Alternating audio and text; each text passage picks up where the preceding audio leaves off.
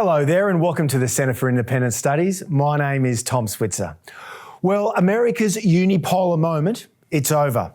The unipolar moment is what the leading neoconservative columnist Charles Krauthammer called the era of strategic dominance by the United States. That was following the end of the Cold War and the collapse of the Soviet Union 3 decades ago. Now, because we lived for so long in a unipolar world that was dominated by our closest ally, and because East Asia was so peaceful during that period, we Australians came to think it would last forever. It was just hard to imagine great power security competition ever returning to our region. But that world has gone away, mainly because of the rise of China, which many strategists now recognise we in the West helped fuel. Now, the recent news that the United States will share highly sensitive nuclear submarine technology with Australia, that reaffirms the reality that the Sino-American rivalry is likely to be the defining feature of international relations in decades to come. And it's mainly going to be in our neighbourhood. Well, to address these issues, we have a terrific panel on both sides of the Pacific. First, Elbridge Colby. He's author of a new book called The Strategy of Denial, American Defence in an Age of Great Power Conflict, which offers a military strategy for how to deal with China.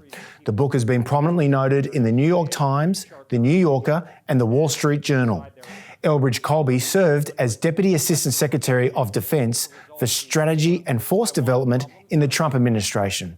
He's also principal at the Marathon Initiative in Washington, D.C. Bridge, welcome to CIS.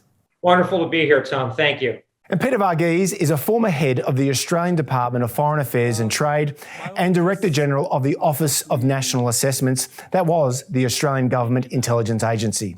A former Australian High Commissioner to India and Senior Advisor to Prime Minister John Howard, Peter is Chancellor of the University of Queensland and Chairman of AsiaLink. Peter, welcome back to CIS. Thanks very much, Tom. Great to be here. Now, of course, let's turn to the breaking news out of Washington and Canberra. The news is that the United States will share nuclear submarine technology with Australia as part of a new alliance. It's self-evidently a direct challenge to China. Peter, your thoughts? Well, Tom, we don't really have all of the details on this, so I suspect there's more to learn about it. The question in my mind is whether this is an arrangement which is going to be essentially restricted to opening the pathway for Australia to acquire nuclear-powered submarines, or is it signalling a grander strategic trilateral alliance, as the name AUKUS might suggest? On the former, I think there's a good case for Australia going down the nuclear-propelled submarine path. It's been a part of our debate for decades. We've always stopped short of going down that path. Now it looks as if we have made the decision to bite that particular bullet. The fact that it's a trilateral arrangement, I think, is particularly interesting, because if the guts of this arrangement is a willingness by the United States to share technology with Australia that it hasn't been prepared to share with any other country, one wonders what the role of the UK is going to be, and whether it foreshadows a much deeper strategic relationship between Australia and the UK. Even though I think, for the last little while, we've seen the UK as an important strategic partner, but essentially a second-tier player when it comes to the Indo-Pacific, it being outside of that region. So I think we probably need to see whether this arrangement is going to move beyond its immediate focus on a nuclear submarine. And the only other point I'd make, Tom, is that we need to be quite sensitive to the optics of this arrangement as well. Now, I don't think optics should ever trump substance in strategic policy, but I hope that Australia will do the necessary diplomatic spade work to make it clear that it's not an arrangement which is a retreat to the Anglosphere. And there is a risk, I think, if that's not properly handled. Well, on that note, not so long ago, about 2 months ago, CIS published a major report by the British Conservative chairman of the House Commons Committee on Foreign Affairs, Tom Tugendhat, where he did flag the intensification of not just diplomatic but strategic and military relations between Britain and Australia in the face of a rising China. Elbridge Colby, let me bring you into this. Now, you were the principal writer of the 2018 Defence Strategy Review at the Pentagon. What's your take on the news this morning?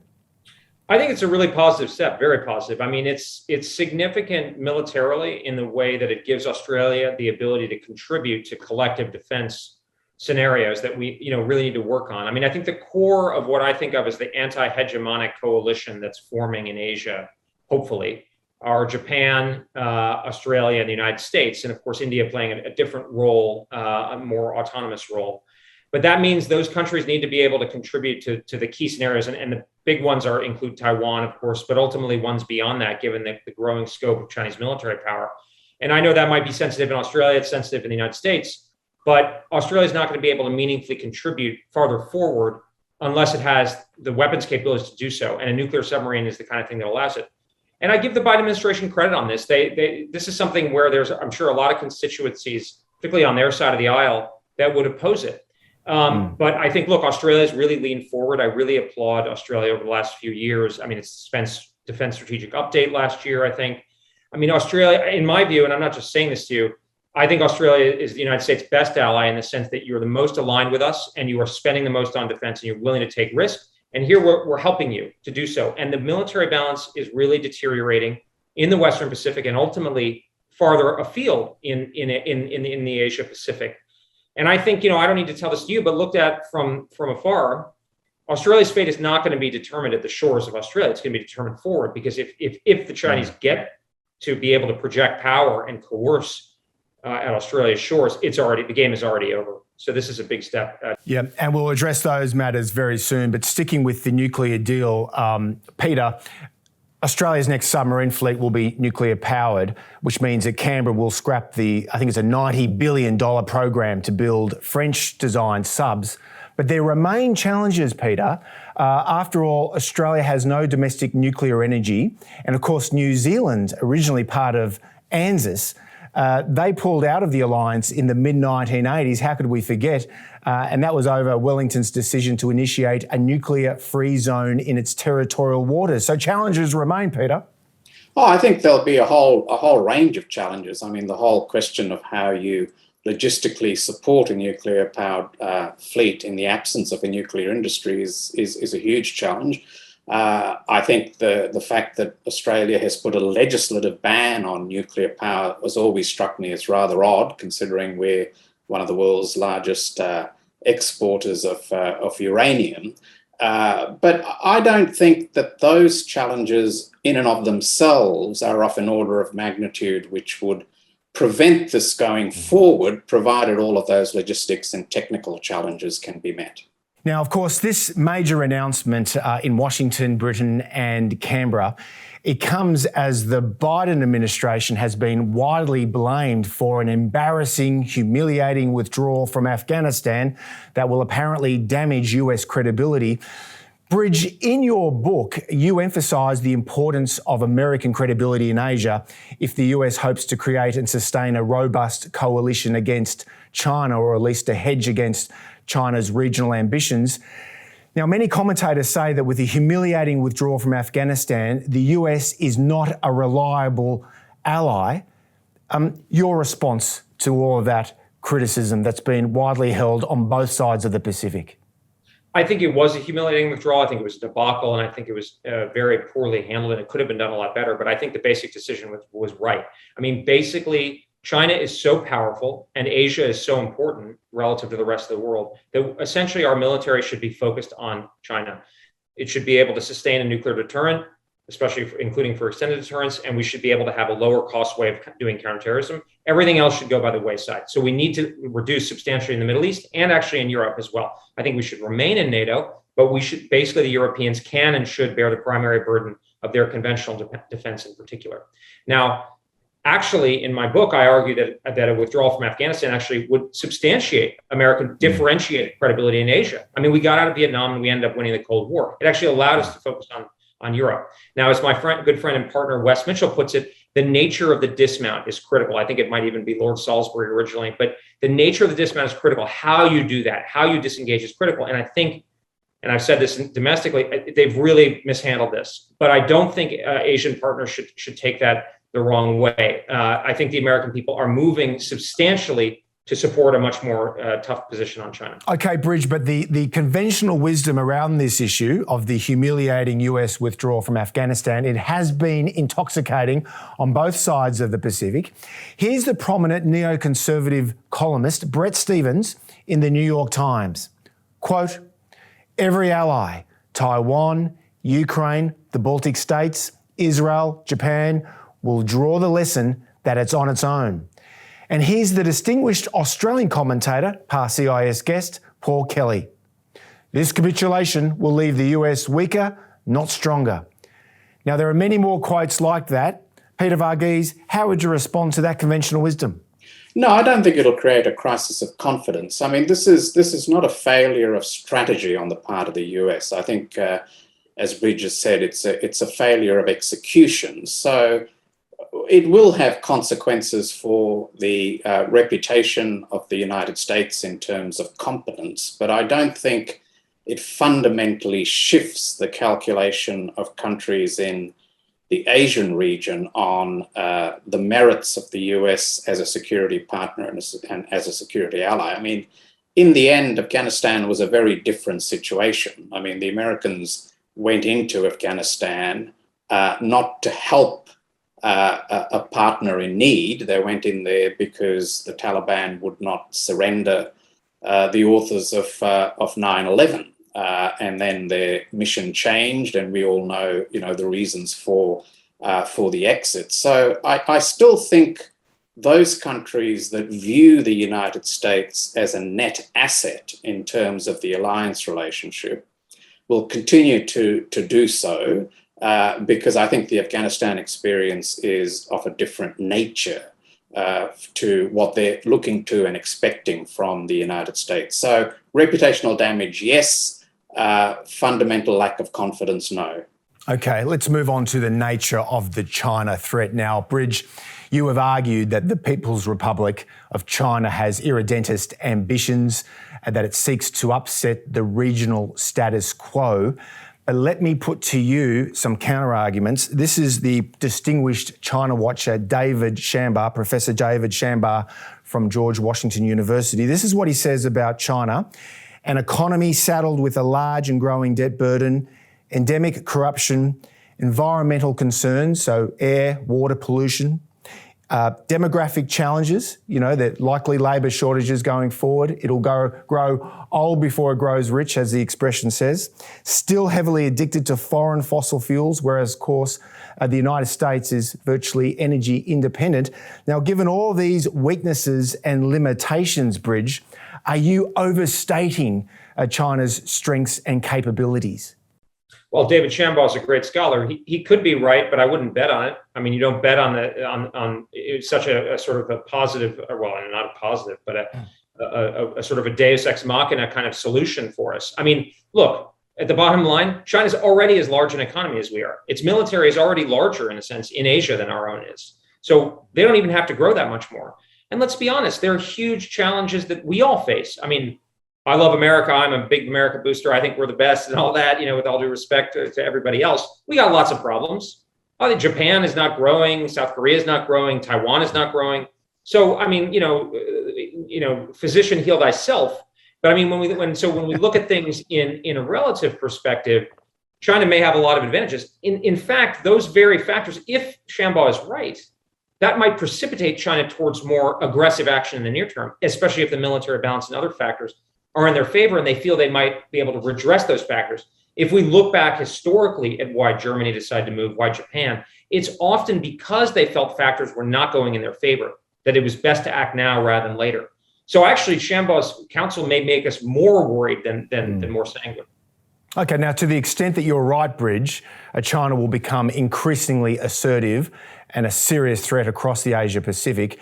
Now, Peter, let me put this back to you. Writing in the Financial Review earlier this year, you said that China is not a meaningful strategic threat to Australia. After all, it has no design on Australian territory. But then you went on to say, for Australia, the strategic rub arises from China's ambition to become the predominant power in the Indo-Pacific, if not beyond. So since Australia does not want to become a tributary state, doesn't that mean that China is a serious threat after all? So, Tom, I think the point I really wanted to make in that article was that Australia needed to come to its own view on the nature of the China challenge, and that we can't simply sit in the slipstream of a US perspective on China. So when the US debate is about China as an enemy or China as an adversary or China as a strategic competitor, it makes sense from a US perspective, but that doesn't necessarily mean it makes sense from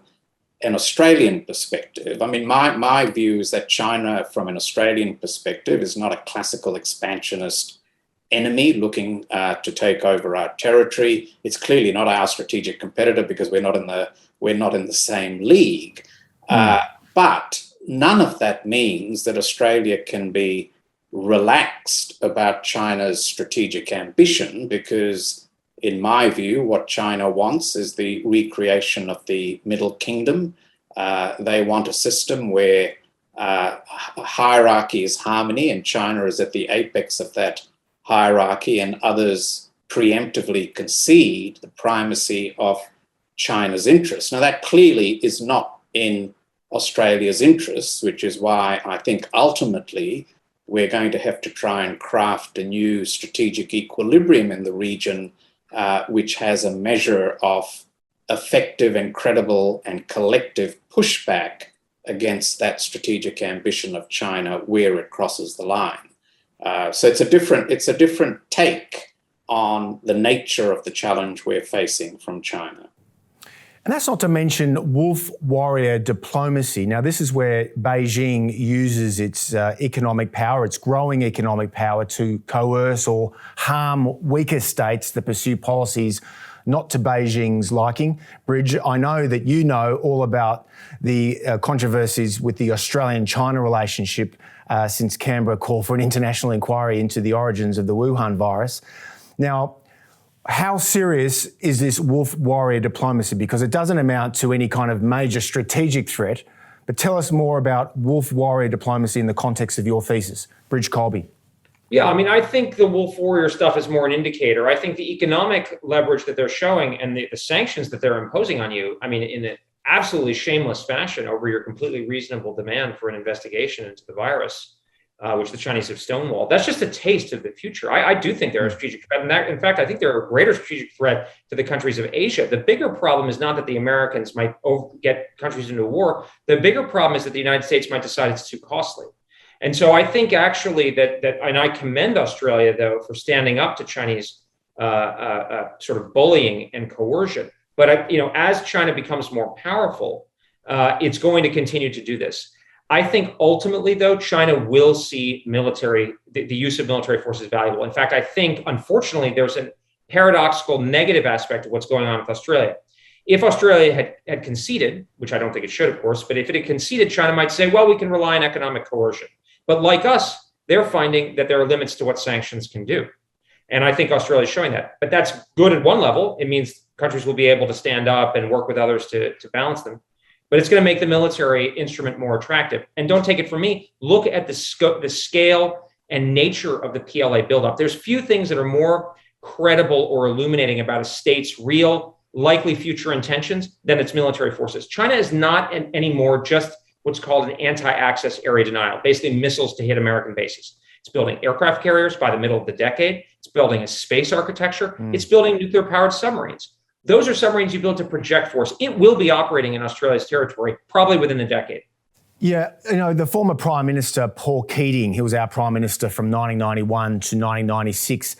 He recently attacked the Australian Prime Minister, Scott Morrison, for, quote, and this was a quote in the Financial Review, wantonly leading Australia into a strategic dead end by its needless provocations against China. Keating went on to say, save for its front porch, the South China Sea, China broadly keeps to itself. Peter Varghese. Well, I think in terms of the front porch, I mean, what Keating is saying there is not inconsistent with what I said earlier in terms of China not being a classical expansionist power. But I mean, it's important to understand that the reason that our relationship with China is at the low ebb that it is not a consequence of provocative Australian behaviour. I mean, you may find at the margins Australian diplomacy maybe not being quite as brilliant as it might otherwise have been, but the cause of this breakdown in the relationship is a fundamental shift in the way in which China has approached the relationship and the way in which China is now pursuing its broader regional and global interests. I mean, we are seeing the end of the policy framework that Deng Xiaoping had put into place. We're seeing a China that is openly rejecting hide and bide. We're seeing a China that is no longer operating under collective leadership. We're seeing quite a fundamental shift in the economic mix of Chinese policy between a market economy and state control. Now, these are the deeper drivers of the deterioration in our relationship with China, and we need to understand them if we are to have any prospect of rebuilding a relationship that is realistic, that serves our interests, but which also recognises the dangers ahead for us in the region. And following on from Paul Keating, Bridge, pushing back to you, aren't China's strategic goals, at this stage at least, primarily limited to its periphery? That's Keating's argument. After all, China still possesses no real power projection capabilities aside from cyber and ballistic missiles beyond several nautical miles from its shorelines, and it doesn't have a blue water navy. So how would you respond to the Keating point there? I think that's verifiably false. In fact, my good friend and colleague Tom Shugart had a piece out, I think by ASPE. They do have a blue water navy, and it's going to be larger than the U.S. Navy within the next probably 10 years or so. That's soon, 10 years, 10 years. I mean, they're going to have 3 aircraft carriers in the Western Pacific, according to Indo-PACOM, the U.S. military command in Honolulu, by the middle of the decade, which is 3x the number of aircraft carriers the U.S. will have. So, by the way, they're projecting military power or using coercion, not only against Australia, but against the Philippines recently. I believe Indonesia, Malaysia, they flew through the AUKUS. Of course, Japan, Taiwan, South Korea, India, where they literally killed Indian soldiers along the line of actual control. They're building bases in Africa and other places. Who knows? I mean, Cambodia, maybe. So honestly, you have to be willfully blind not to see this. The Chinese are, it's not speculation anymore. And I think it's a critical point here. I disagree with Peter, but he's right in the sense that they're not an expansionist power like Genghis Khan. You know, there's a great passage in Lee Kuan Yew's memoirs where he's talking with Deng Xiaoping, and Deng kind of gets it that you don't become powerful in the modern world through extensive expansion, right? It's more intensive. But regional hegemony of a tributary kind where Australia has to fall into line and not maybe have an FTA with the United States, certainly not have a security relationship with the United States, basically do the kowtow in the modern context. That's what China's looking for. To get to that point, it's going to have to use military force in the way that, frankly, the Americans used military force against Iraq in 2003. And make no mistake, that is the military that they are already building and, in fact, deploying. Okay, but Bridge, how do we respond to this threat? Several realist intellectuals, including a mutual friend of ours, Professor John Mearsheimer from the University of Chicago, who was a guest at CIS in 2019, and you can see his videos, very popular videos on YouTube, including a debate with Australia's Hugh White at the ANU on the China threat and how Australia should respond. But Mearsheimer's argument is a policy of containment. Containment to check China's assertive grand strategy. Now, logically speaking, the thesis of your book would support this analysis, but you concede that containing China will be complicated. How so? Well, I was actually on with probably a great analyst, Ashley Tellis, who wrote earlier today, who wrote a great study called Balancing Without Containment. The idea here is balancing. Containment in the original formulation had a literal idea of containing Soviet power wherever it might come out. I actually think that's not the goal. The goal here is to balance China with whatever coalition is appropriate and feasible. And I mentioned a number of the countries, obviously you and us. But that's the point, is not to contain China's growth or even its influence to some degree, but to check it through balancing. In a sense, it's not that different fundamentally from the core idea of the American government, which is division of power within the system. We cannot let them become so powerful that they can become dominant, but that's not containing. I think it's a not purely semantic difference, because one of the problems in the Cold War is I think we became obsessed with checking the extension of Soviet power wherever it might. And that's one of the reasons we got into Vietnam, which was a disaster for us in the end. Well, we have a question here from Sue from Sydney. Are we seeing a kind of reverse Nixon, but with India instead of Russia? Now, Peter Varghese, you're a former High Commissioner to Delhi. What do you make of this argument that increasingly India and America are joining forces to constrain, contain, restrain, whatever you like, China?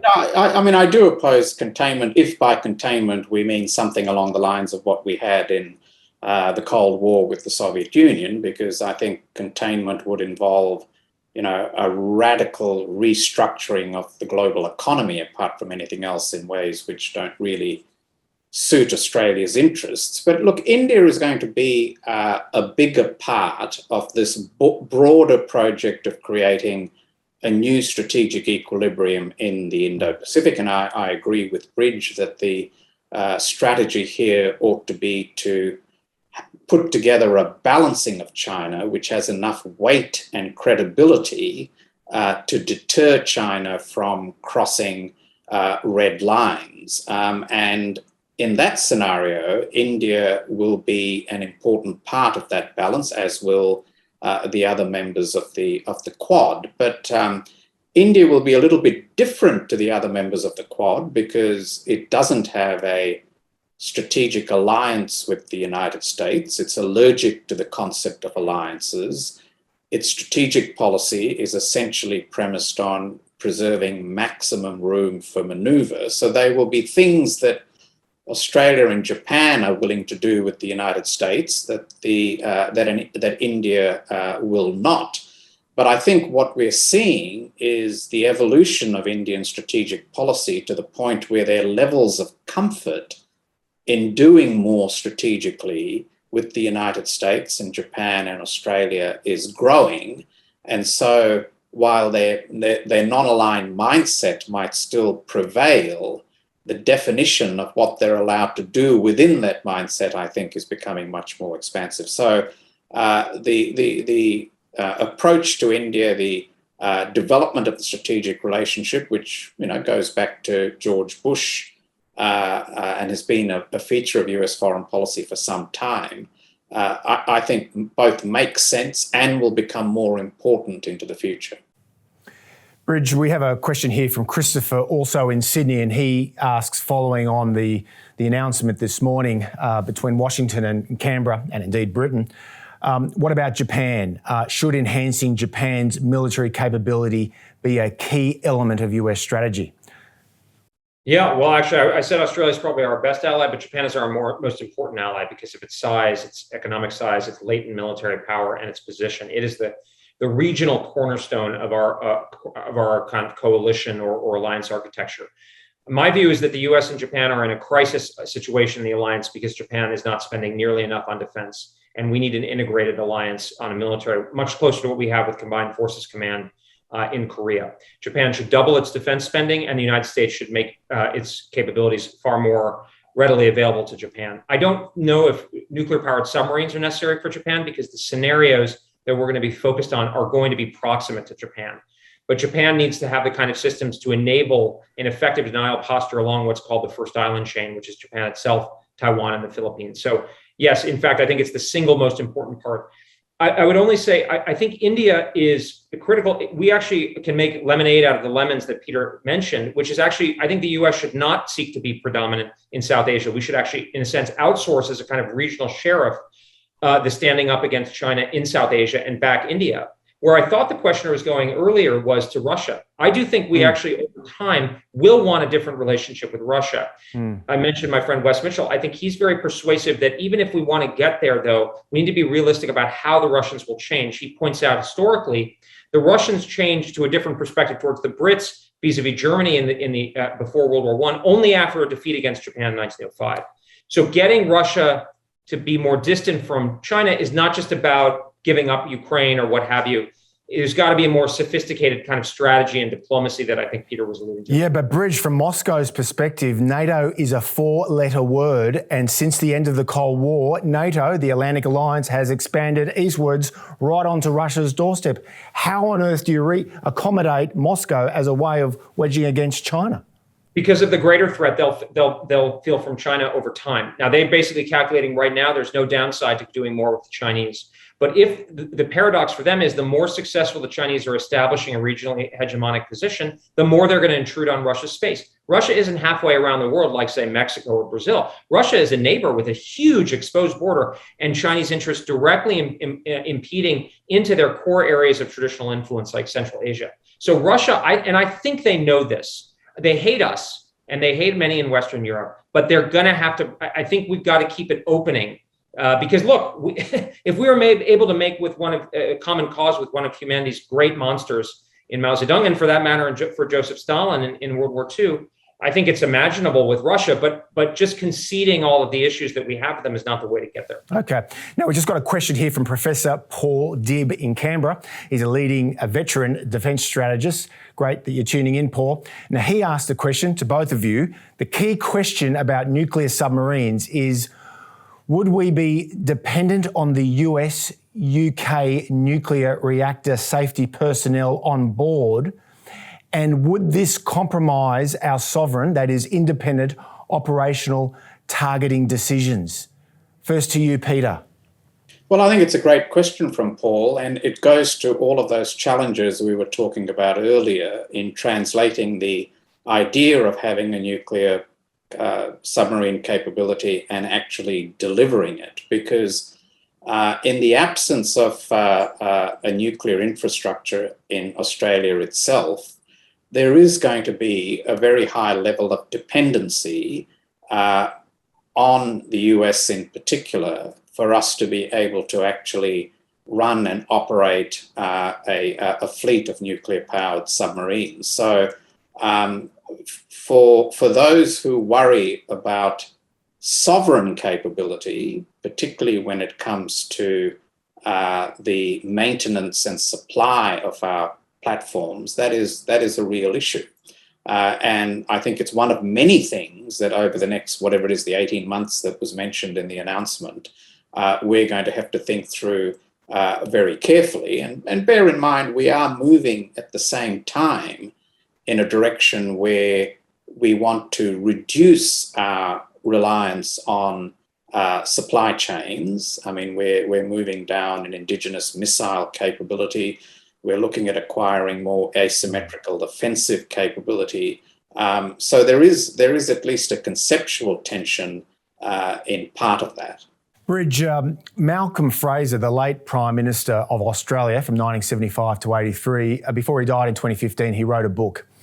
And he was warning that there was a great danger that Australia could get too close to Uncle Sam vis-a-vis China, that it would compromise our sovereignty and severely limit our freedom of movement. In a way, Paul Dibb, although he reflects himself in a different way, expresses himself in a different way, he reflects the Fraser point about infringement on our sovereignty as a result of Canberra getting too close to Uncle Sam. Reassure us. Well, actually, my way of reassuring is to be honest, and I think it's a legitimate concern. I mean, I respect Australian sovereignty. I view my job as a foreign policy type or defense type in the United States. I'm thinking about the enlightened interests of the American people, and I assume you're thinking about the Australian people. And we're different countries, obviously shared history in a lot of ways. But I think it's a legitimate concern in the same way that I was asked in my last event about Washington's farewell address and entangling alliances. Well, times have changed and strategic reality changes.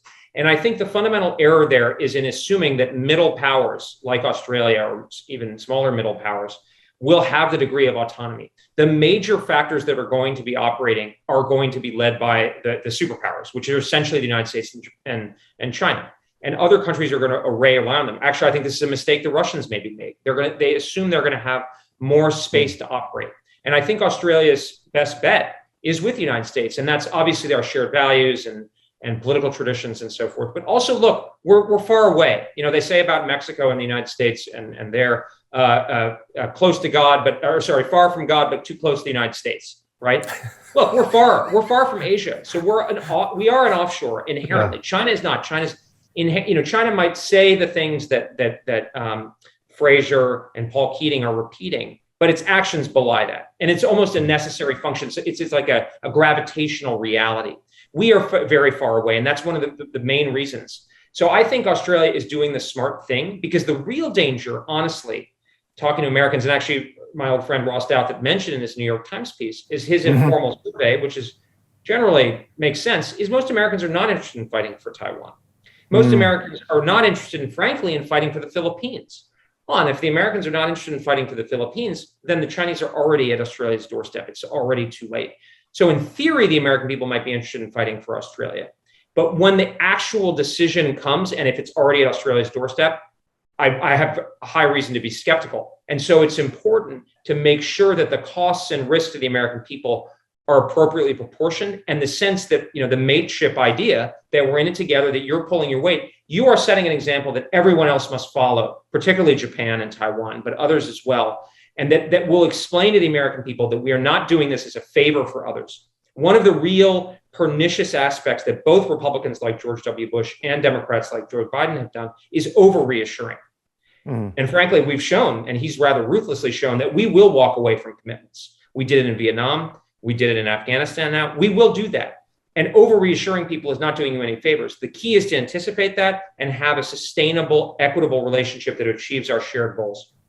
Okay, now's as good a time as any is to remind everyone that the 5 major US security treaty allies in the Asia-Pacific are obviously Australia, Japan, South Korea, the Philippines and Thailand. Of course, America still has very close security relations with many other nations, and indeed Vietnam, an old Cold War foe of the Americans, are clamouring for US security guarantees in the face of a rising China. Question for you, Peter, change of pace. It's from Erin in Brisbane, and she says the critics of the Australian government, your Paul Keatings, your Bob Carrs, the former diplomats like John McCarthy, Richard Bronowski, Alison Bronowski, the historian James Curran, among others, they say Canberra must rebuild trust with Beijing without acquiescing to its demands. The question for you is, how do our leaders restore a dialogue with a hyper-nationalist China that self-evidently wants us to kowtow? Peter Varghese.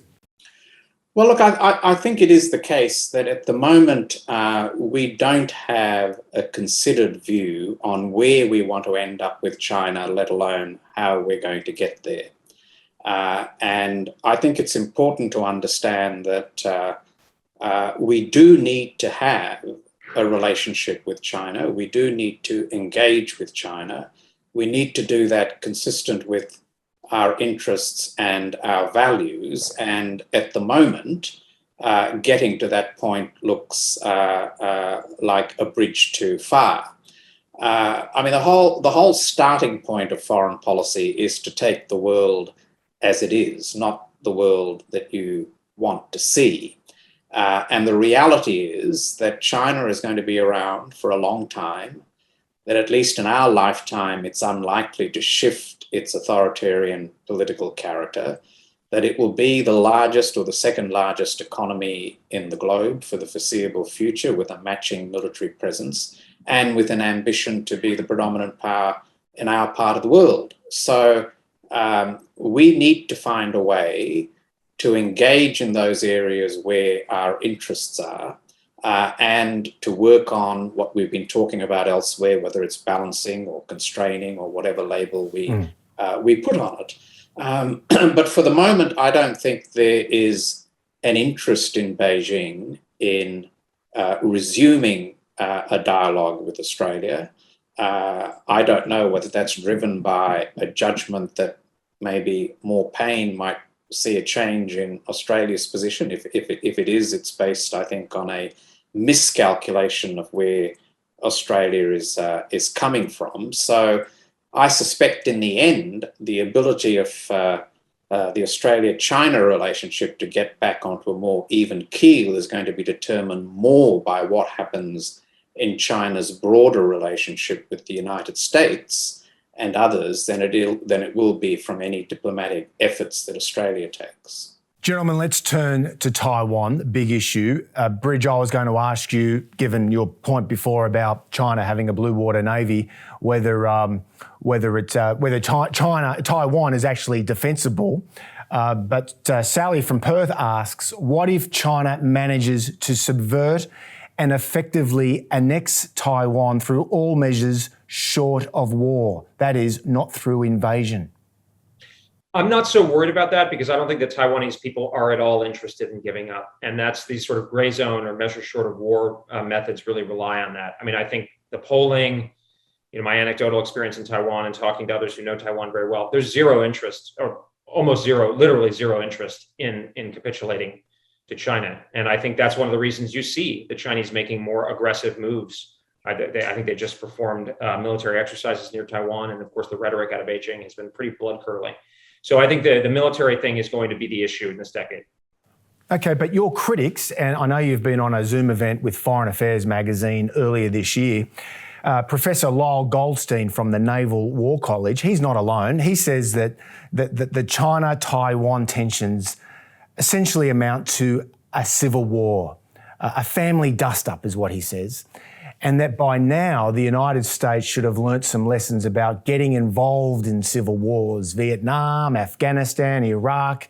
And the lesson, according to your critics, is America should avoid these civil wars like the plague. How would you respond to the likes of Professor Goldstein? Bridge Colby. That part of Goldstein's argument I don't take very seriously. I mean, by that logic, the United States should become, because it's a civil war with Britain, we should go back to unification. I mean, that's not our problem. We're looking at things from a geopolitical perspective, and Taiwan is important to the functioning of this anti-hegemonic coalition. China exercised authority over Korea and Vietnam at different periods. So I don't think that argument is particularly persuasive. His more compelling and difficult argument is that Taiwan simply isn't defensible. And that is a serious concern. The criterion of defensibility is a variable and relative one now. It depends on how much we're willing to sacrifice and risk and how much it's worth it. And that's why I'm obsessed with Taiwan, because it's not a cut and dried issue. I think it's like a 70-30 worth defending. The Chinese claims are actually pretty strong, right? Very few countries nobody recognized an independent Taiwan. People only recognize the Republic of China. And it's very close to China, and they've been focused on dealing with that issue for 25, 30, or if not more years. So it's a tough one, but that's all the more reason for us to focus on defending it, because if it did fall, it would be exceptionally damaging to our collective interests and to the interests of the coalition. It would be remediable, but the situation would become far, far worse, including for Australia, certainly for Japan and the Philippines and South Korea. Yeah, the prospect of a US-China military confrontation in the Taiwan Straits, it's been haunting Canberra's policymakers for decades, certainly since 96, when there was a standoff when the Chinese lobbed missiles to try to intimidate Taiwan after it had its first democratic election. Peter, difficult question. It's a hypothetical, but it always comes up, and I have to ask it now. What do you think Canberra would do in the event of a Sino-American military conflict over Taiwan?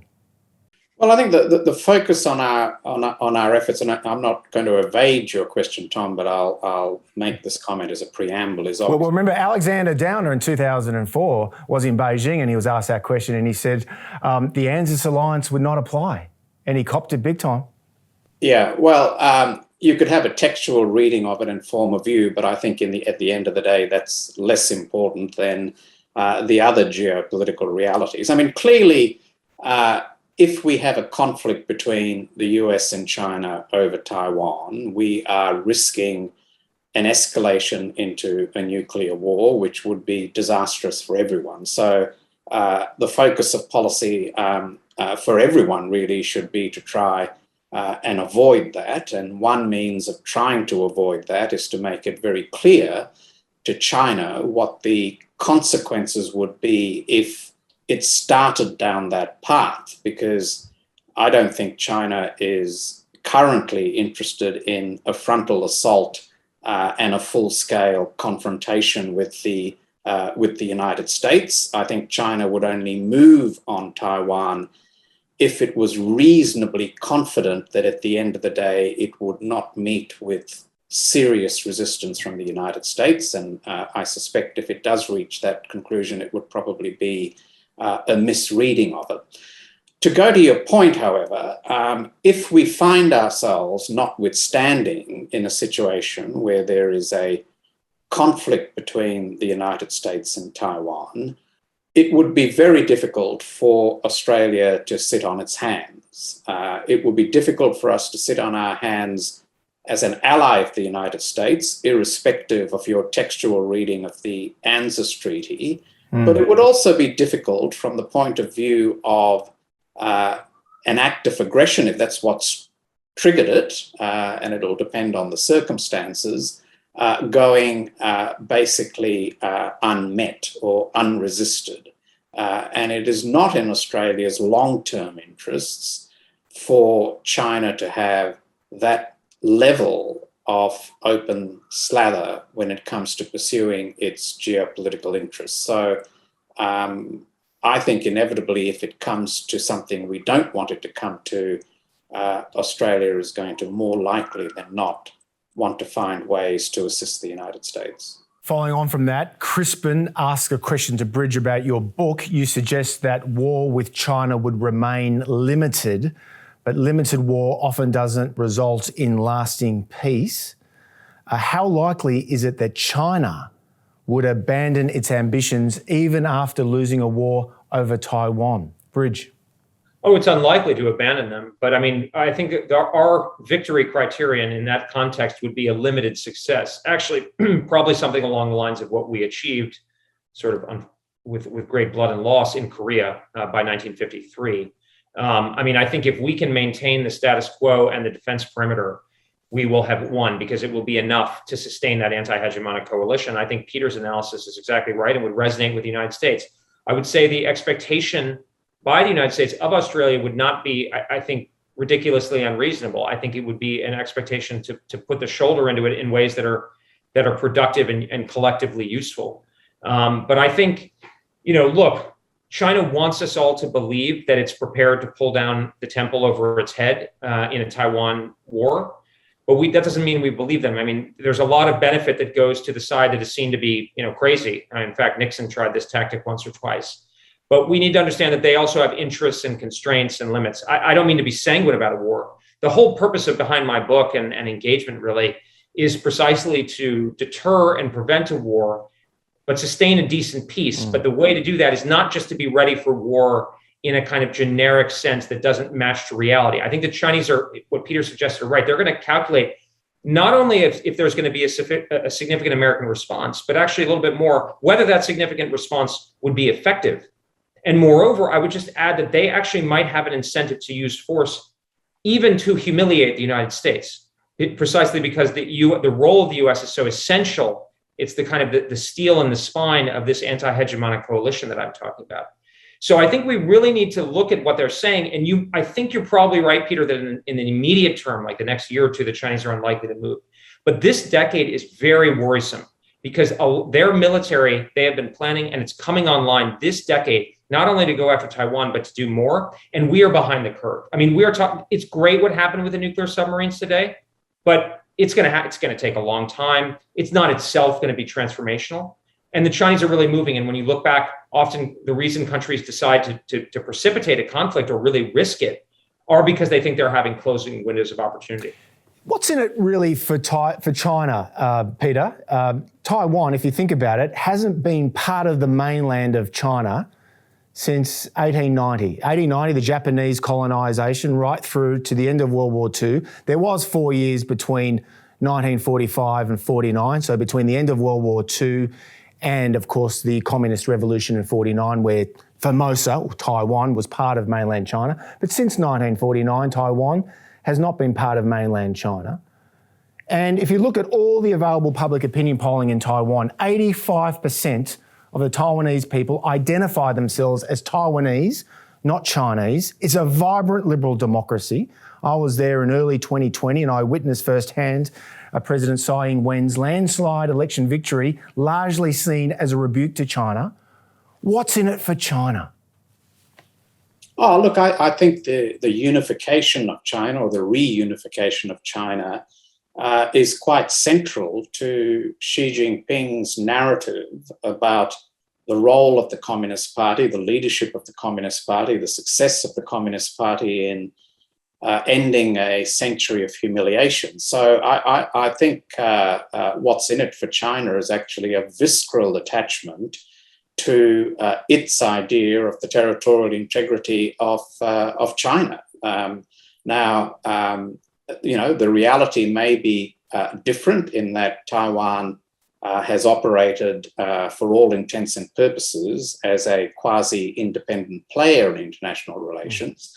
But we've all operated under the One China policy. So at the end of the day, what this means is that it is not the ends that we're debating, but the means to the end.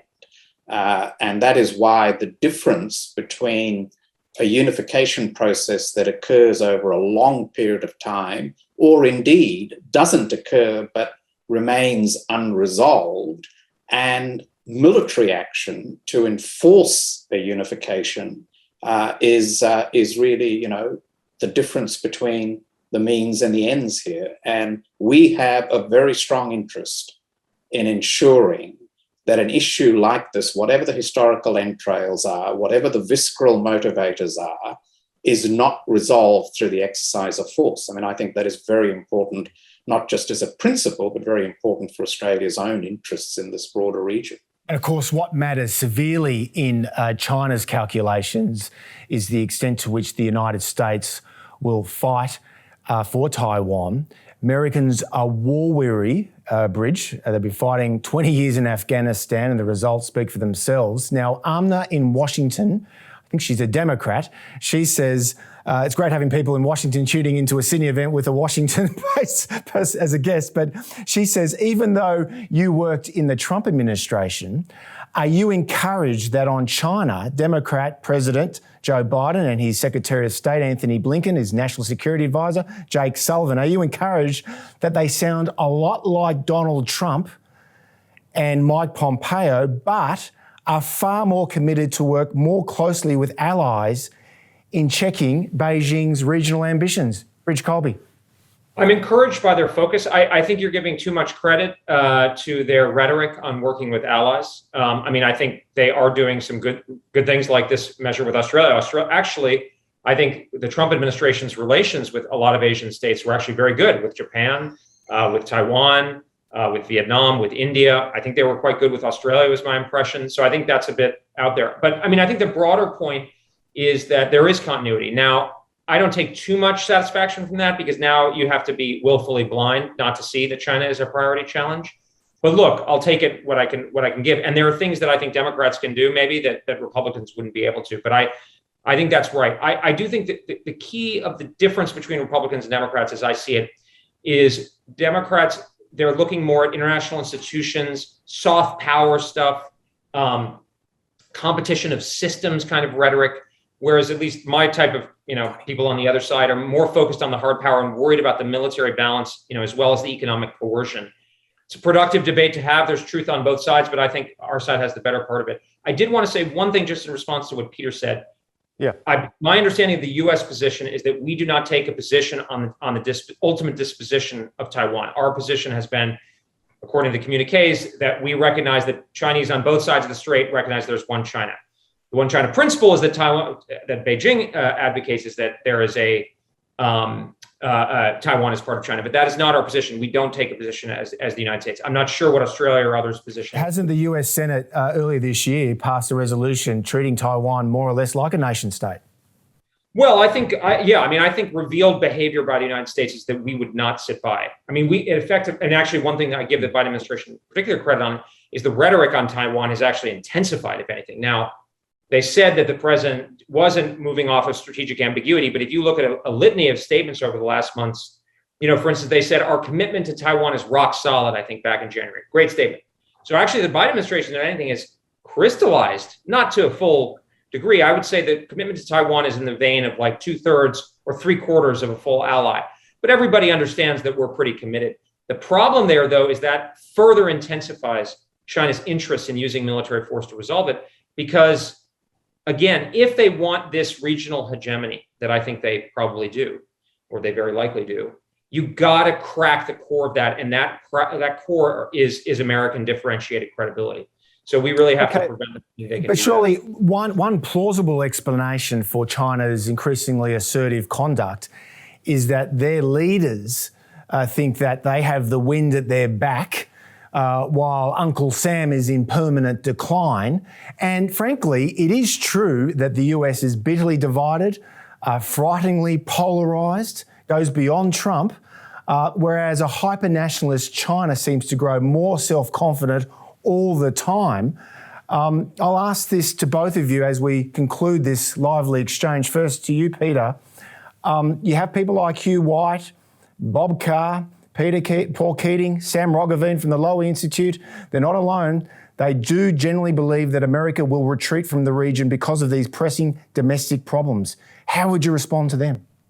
Oh, I don't see an American retreat from the region as very likely at all. I mean, I think presence follows interests, and the weight of US interests, strategic and economic, in the Indo-Pacific is sufficient and significant enough, in my view, to keep the US engaged in the region. So I don't stay awake at night worrying that the United States is somehow going to abandon the region.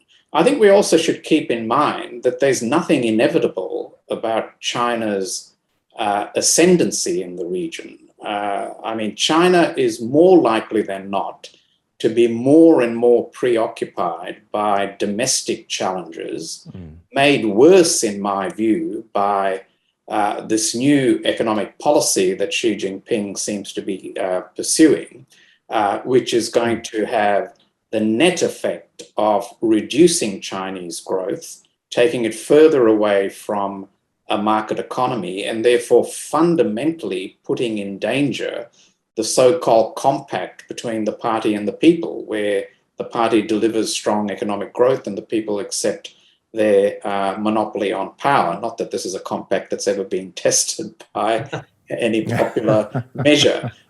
So, you know, let's not fall in the trap of thinking that there's something inexorable either in the ascent of China or the decline of the United States, because things may pan out very differently. Final thoughts, Bridge Colby. Yeah, just briefly. Look, I think American interests are manifest. Asia's going to be half of global GDP. We can't be pushed out. We can't allow China to be dominant. It's not consistent with our interests, our freedoms, and our prosperity. And you know, look, the proof is we've been active in Asia for 200 years, well before we were active in Europe. The second point is this declinism thing is it's not substantiated. I mean, the American economy is actually doing very well, right? I mean, basically what's happening is there's bipolarity. The countries that are losing market share are in Europe, Japan, some of the other old aging economies. The United States is doing very well just in hard power terms. You know, the cover of The Economist, not always an oracle of reliability, infallible reliability, I should say, but they know about economics, and they were saying there's two drivers of the world economy, especially coming out of COVID. I also think this stuff about division, yeah, there's deep divisions, and I first to admit that there are profound problems in American society, but who doesn't have them? And I think, you know, I mean, if you look back at American history, it's pretty hurly-burly. There's a lot of rough and tumble. I mean, growing up in the 80s in the US, there was the crack epidemic. When my mother was growing up in Michigan in the 60s, there were, riots through all the streets. So, I mean, look, this is how we operate. This is how we hash it out. And frankly, the Chinese system is very brittle. I think Peter suggested this. Who knows what's going on under the hood? I mean, I think we have our problems out there, but I think, look, we do have problems. They're very serious, but relatively speaking, I wouldn't trade. And we should stress that very fundamental point that America has enormous demonstrated capacity for change and renewal. It's formidable on the rebound. You mentioned earlier in 1975, after that humiliating retreat from South Vietnam. What happened within 15 years? The United States won the Cold War. The Soviet Union was in the dustbin of history. And the United States was probably the most powerful state in recorded history. So circumstances can change very quickly. Gentlemen, we are out of time. Now, the question of how Australia should deal with China and the United States has been a major public policy issue in Canberra for the last few decades, especially in recent times. There's no question that the US security alliance with Australia has been, for 70 years, is and will self-evidently continue to be a major part of our foreign and defence policy. But there are legitimate doubts about US credibility, its place in the world, and to what extent Canberra should support its intensifying competition with China. Today we've heard two sound views, and on behalf of the CIS board and our members, Peter, Bridge, great to have you at the Centre for Independent Studies. Thank you. Thanks, Bridge. Well, for decades, CIS has been a fiercely independent voice working hard to promote sound classical liberal principles. To be notified of future videos, make sure you subscribe to our channel, then click the notification bell. We rely solely on the generosity of people like you for donations to advance our classical liberal cause. Check out the links now to see how you can get involved.